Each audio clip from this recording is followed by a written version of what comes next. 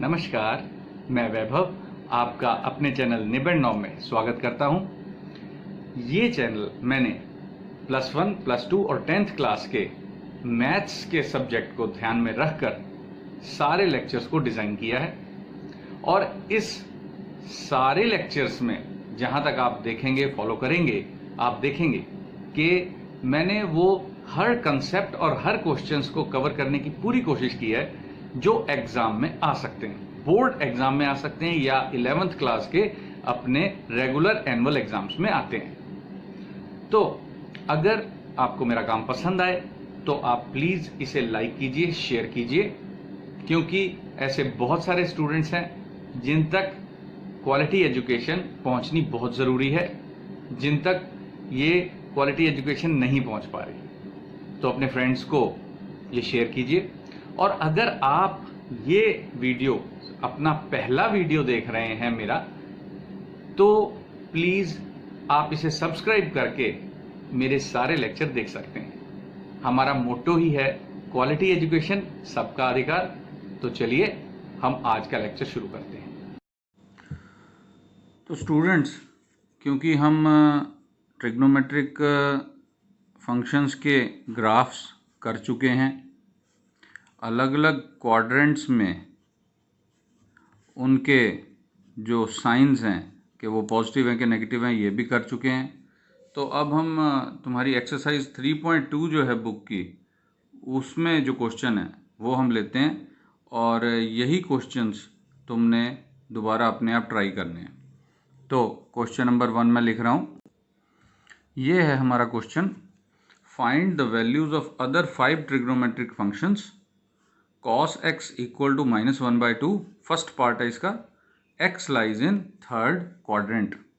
Other 5 का क्या मतलब है? हम सब जानते हैं कि हमारे पास 6 ट्रिग्नोमेट्रिक फंक्शंस हैं, sin x, cos x, tan x, फिर secant x, cosecant x और cot x।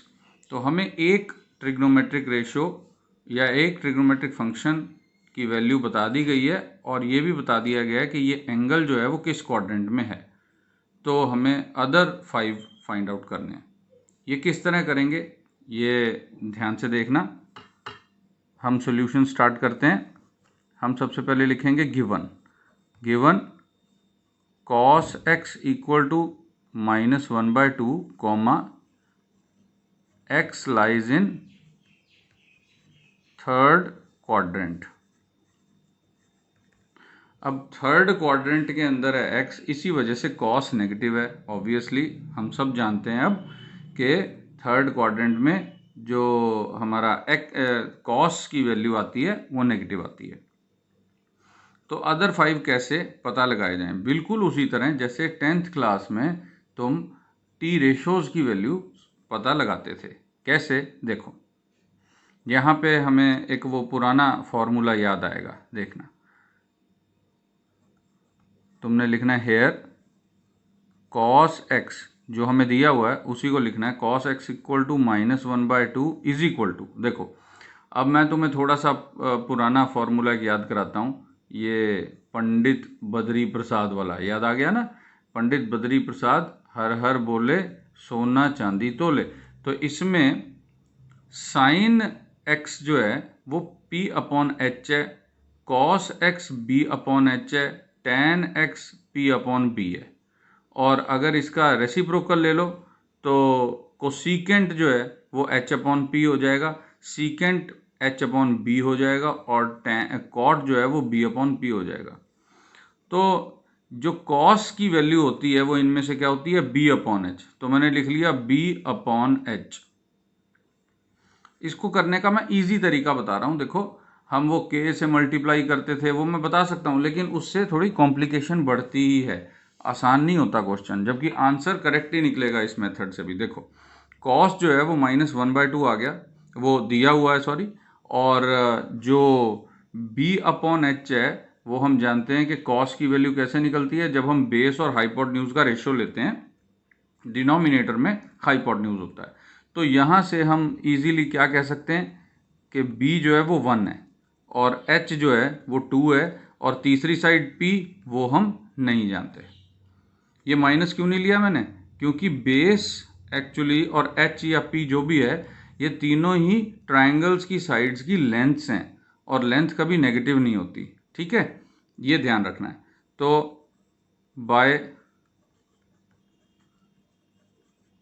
पाइथागोरस थ्योरम, तुम जानते हो पाइथागोरस थ्योरम? अरे तुम्हारी फेवरेट थ्योरम है भाई, पिछले साल भी ट्रिग्नोमेट्री में बहुत यूज़ की है ये। तो पाइथागोरस थ्योरम के हिसाब से H square is equal to P square plus B square. अब हमने h की वैल्यू पुट करनी है, 2 square is equal to P square हमें नहीं पता, प्लस बी स्क्वायर 1 का स्क्वायर। तो यहाँ से हमारे पास आ गया 4 is equal to P square plus 1। ठीक है, समझ में आ गया।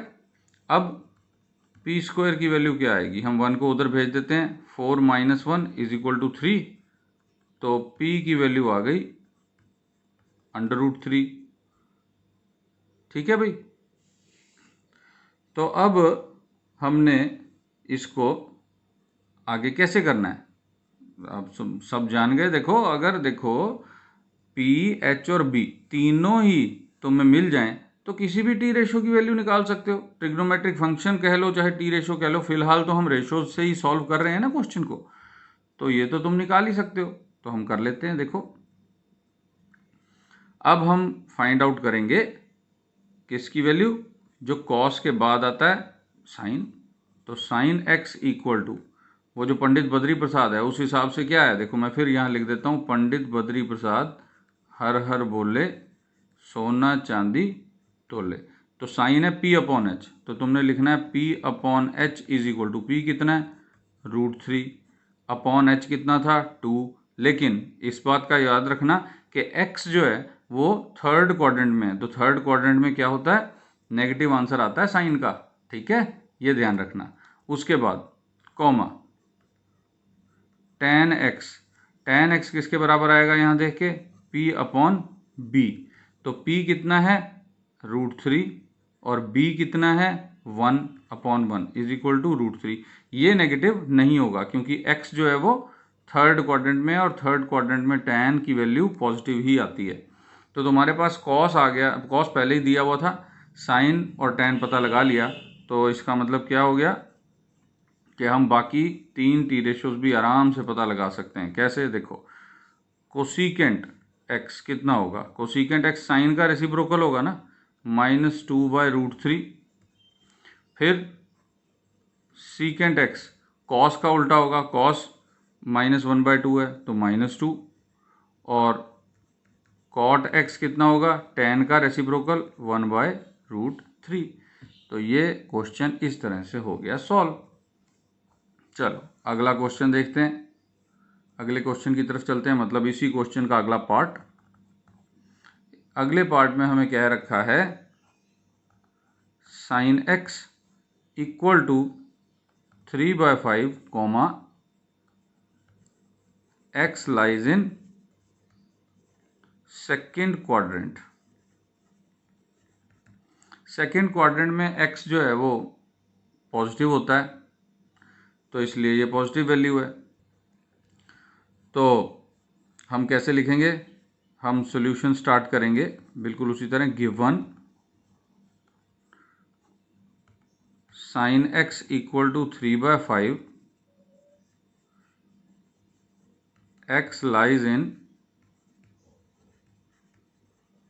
Second quadrant. सेकेंड क्वाड्रेंट में हमारा जो x है वो है, तो हम बिल्कुल उसी तरह जैसे पिछले पार्ट में हमने लिखा, हम लिखेंगे हेयर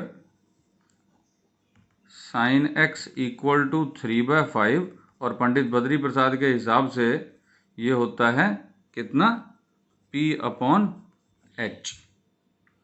तो यहाँ से हमें मिला p कितना 3, h 5 और b हमें अभी पता करना है। तो हम फिर वही लिखेंगे बाय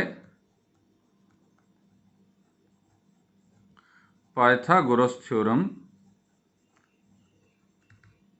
पाइथागोरस थ्योरम में h² is equal to p² plus b²। यहाँ वैल्यूज़ पुट कर दी हमने। तो एच स्क्वायर कितना है, 5 का square 25 is equal to P का स्क्वायर कितना है, 9 प्लस बी स्क्वायर। तो बी स्क्वायर की वैल्यू क्या आ गई, 25 minus 9 which is equal to 16। तो बी की वैल्यू आ गई 4, स्क्वायर रूट हो गया दोनों तरफ का। तो हमारे पास, एक बार मैं फिर यहाँ लिख रहा हूँ, एच हमारे पास था 5, पी हमारे पास आ गया 3 और बी हमने सॉल्व कर लिया 4। तो हमें साइन एक्स की वैल्यू बता रखी है इस क्वेश्चन में, तो हम कॉस एक्स की वैल्यू पता लगाएंगे। कॉस एक्स कितना होता है, बी अपॉन एच, और ये कितना हो जाएगा, बी मीन्स ऑब्वियसली 4 अपॉन 5। लेकिन हमें ये याद रखना है कि x हमें सेकंड क्वाड्रेंट में दिया हुआ है, तो सेकंड क्वाड्रेंट में cos की वैल्यू नेगेटिव होती है। फिर tan x हो जाएगा p अपॉन b।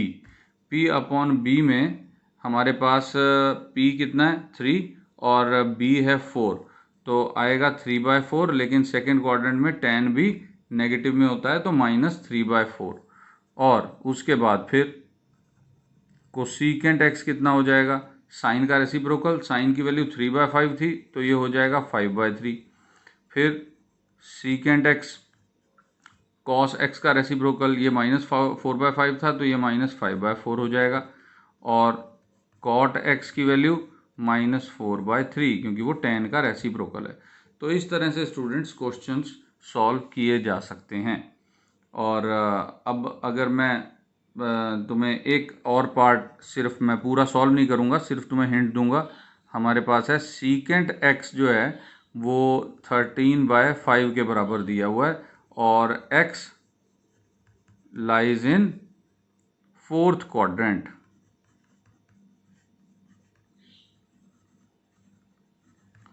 तो यहाँ से अब अगर पंडित बद्री प्रसाद में सीकेंट नहीं लिखा हुआ, तो तुम इसको कॉस एक्स में बदल दो। कॉस एक्स कितना हो जाएगा, 5/13, इसका रेसिप्रोकल। और फिर तुम यही लिख सकते हो, x lies in 4th quadrant, और यहाँ से अपना क्वेश्चन स्टार्ट कर सकते हो। ये तो तुम्हें पता है ना, ये बी अपॉन एच है पंडित बद्री प्रसाद के हिसाब से। तो मुझे लगता है कि अब ये क्वेश्चंस तुम्हें समझ में आ गए होंगे कि अगर तुम्हारे पास साइन एक्स, कॉस एक्स या tan x दिया हुआ है, तो तुम पंडित बद्री प्रसाद वाला जो फॉर्मूला है उसको अप्लाई करके p, h और b में से कोई भी 2 वैल्यूज़ निकाल सकते हो, और तीसरी फिर तुम पाइथागोरस थ्योरम से फाइंड आउट कर लोगे। जब ये तीनों वैल्यूज़ आ गई तो सारे टी रेशोज की वैल्यू निकाल सकते हो। लेकिन ध्यान ये रखना है कि x जो है वो कौन से क्वाड्रेंट में है, क्वाड्रेंट के हिसाब से तुमने साइंस को सिलेक्ट करना है कि कौन सा पॉजिटिव होगा, कौन सा नेगेटिव। तो चलो अब हम इसी एक्सरसाइज के अगले क्वेश्चन की तरफ चलते हैं। इससे अगला क्वेश्चन क्या है, देखो मैं लिख रहा हूं, question number 2 is find the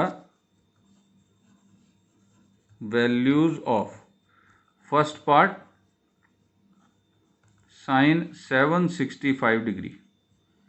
अब तुम कहोगे भाई ये क्या बात हुई, 360 डिग्री तक एंगल होते हैं, आप 360 डिग्री से ऊपर बनाए चले जा रहे हो। कोई फर्क नहीं पड़ता स्टूडेंट्स, पता है कैसे, देखो अगर हम एंगल को यहाँ से यहाँ एक बार ले आए तो 360 हो गया, लेकिन अगर हम उससे आगे घुमाए जा रहे हैं तो एंगल बढ़ता ही जाएगा ना। एक बार पूरा सर्कल हुआ 360, 2 बार पूरा सर्कल हुआ 720, फिर 3 बार पूरा सर्कल हुआ, इस तरह से 1080 डिग्री तो इस तरह से बढ़ता जाएगा। और अगर 2 बार सर्कल होने के बाद 45 पे रुका तो 720 प्लस 45 765 डिग्री आ गया, तो यहाँ 765 डिग्री तो है। तो एंगल क्या हो सकता है, कितना भी हो सकता है। अब तुम कहोगे ये क्या बात है, कहाँ यूज़ होता है ये, तो ये यूज़ होता है जब तुम एक स्क्रू ड्राइवर को, स्क्रू ड्राइवर पता है ना स्टूडेंट्स, तुम स्क्रू को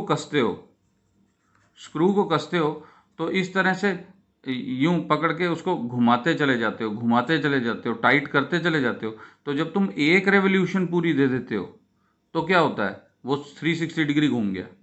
उसके बाद फिर दूसरी बार फिर घुमाते हो उसको तो 360 डिग्री और घूम गया। तो ऐसे घुमाते ही चले जाते हो ना, कितना भी एंगल कवर वो कर सकता है इस तरह से।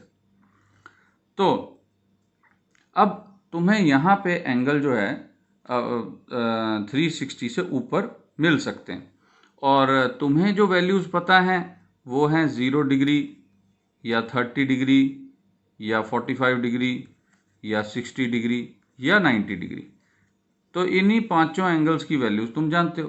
तो इस क्वेश्चन को कैसे हल किया जाए, कोई ख़ास दिक्कत नहीं है। देखो, सबसे पहले तो क्या करो कि अगर ये एंगल 360 से बड़ा है तो इस एंगल को तुमने क्या करना है, 360 से कर लेना डिवाइड।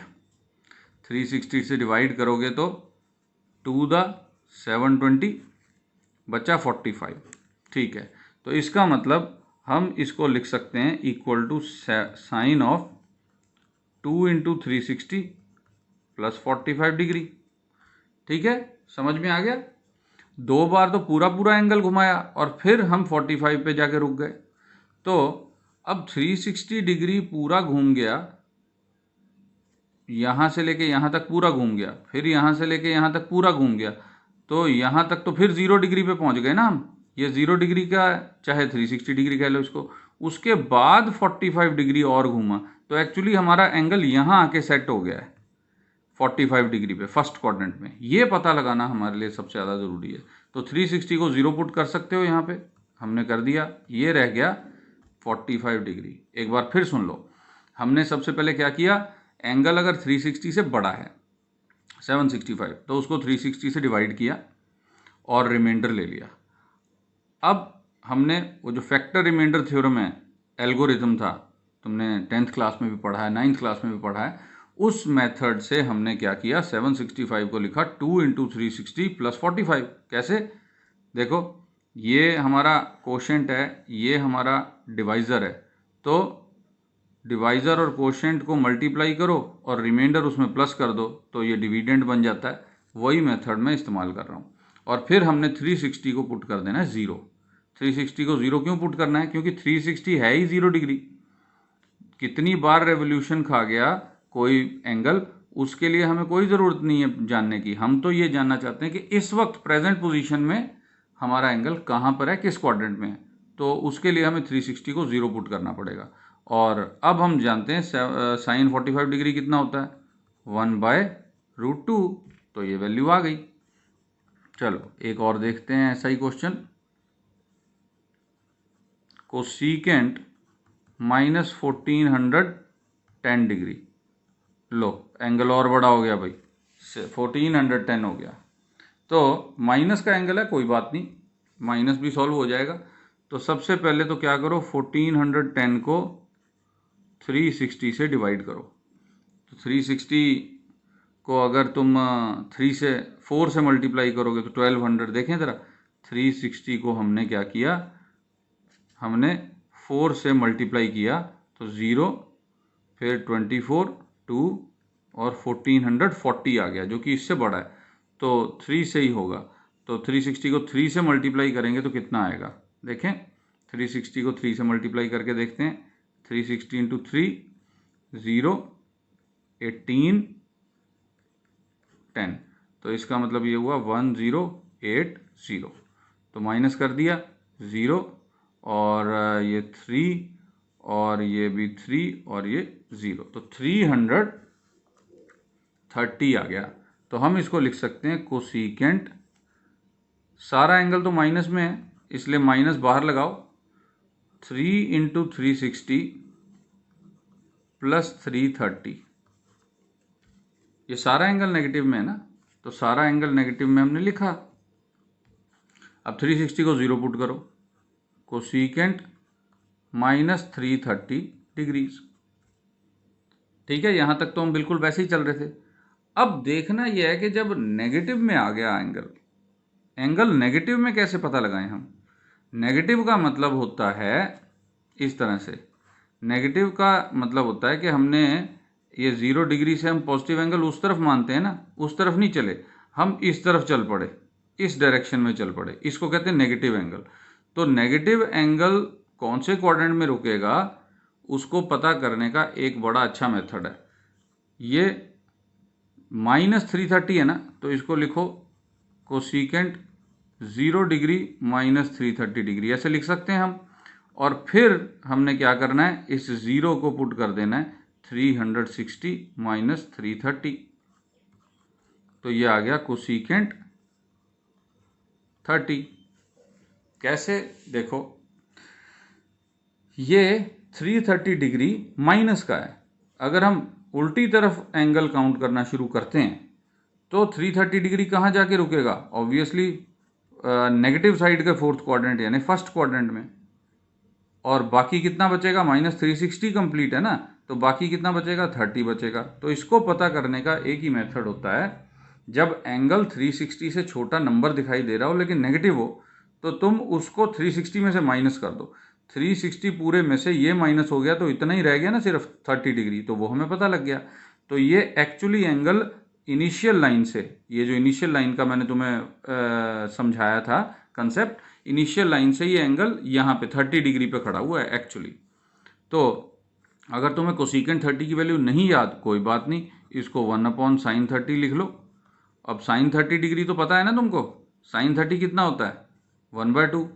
तो हमारे पास आ गया cosecant -1410 degree is equal to 2, 1/1/2, 2 ऊपर चला जाएगा, तो ये वैल्यू आ गई इस तरह से।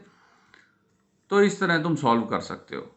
अब हम इसी में एक सब टाइप ले रहे हैं, और वो सब टाइप क्या है, cot -15 π/4। ये अगर रेडियंस में एंगल हो तो क्या करो, तो क्या करना है, अब ये 15/4 दिखाई दे रहा है ना, 15 को 4 से पहले तो डिवाइड करो और देखो क्या बनता है, 4 3 दा 12, 3 रह गया, चलो ठीक है। तो हम इसको लिखेंगे cot -π और साथ में क्या आ जाएगा, 3 + 3/4। हमने क्या किया, पाई को तो कॉमन रखा क्योंकि 15/4 को कैलकुलेट कर रहा हूं मैं। 15/4 को मैंने क्या किया, डिवाइड करके देखा, तो ये quotient plus remainder upon divisor ये आ गया। तो हमारे पास आ गया cot -3π -3π/4, ये चीज़ आ गई। तो 3π आ गया।